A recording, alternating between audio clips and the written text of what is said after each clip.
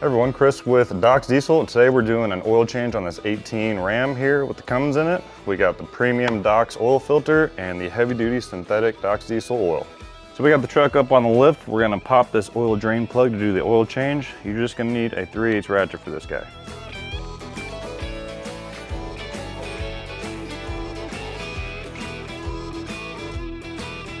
All right, oil's all drained out, going back in with the drain plug.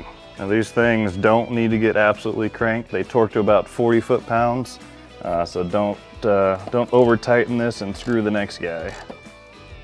That's good enough right there.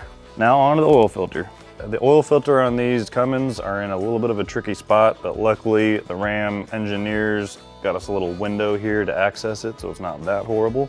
You're just gonna need yourself a little oil filter wrench like so, and just slide it on in here. So I'm unscrewing this with my hand underneath so it doesn't fall and blast oil everywhere. I'm gonna get my handy dandy oil filter cap, screw this guy onto the top of this, and just yank her out like that.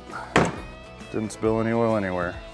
So one note on your oil filter here, just make sure that the gasket here came off with the oil filter. I see sometimes that this will stick to the housing, then you don't notice. You put the new oil filter on there, you're fired up, and it's just it's a whole scene. So make sure that comes off with it. We've got our brand new Doc's Diesel premium oil filter here going in. Got her screwed on there, and this thing is gonna be really good hand tight. You guys don't need to put anything on here to tighten it.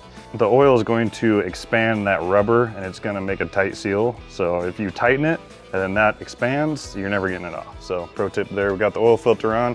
Let's fill it up with some oil. All right, so now we got our oil filter installed. We're gonna go ahead and fill her up with the sweet Doc's Diesel 15W40. This truck takes 12 quarts or 3 gallons. You can use either 540 if you're in like a lot colder temperatures. I like to use 540, but it's the summertime, so we're gonna throw the Doc's Diesel 1540 in there. I like this oil because it does have the FR3 in there, which is like a friction modifier, so it makes your oil even more slippery. So really good oil. I even see like a little bit of a gain in fuel mileage putting this stuff in my truck. So let's get started.